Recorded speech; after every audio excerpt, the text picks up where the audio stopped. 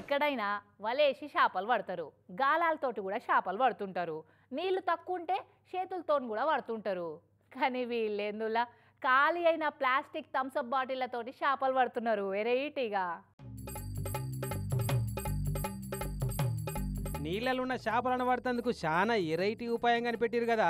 ఈ అంబేద్కర్ కోనసీమ జిల్లా సకినేటిపల్లి మండలమోళ్ళు సగం గోసిపెట్టిన ప్లాస్టిక్ థమ్స్అప్ సీసాలతోటి ఎంత ఈగరంతో చేపలు పడుతున్నారో చూడు.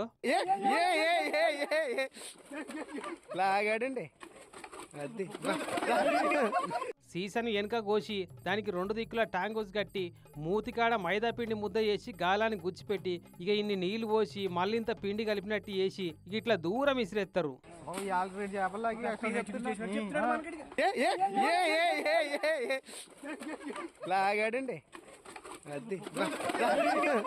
ఇక ఆ పిండి తింటందుకని వచ్చిన చేపలు సీసల జిక్కి కొట్టుకోగానే దబ్బ దబ్బ గుంజి పట్టేస్తున్నారు ఇట్లా.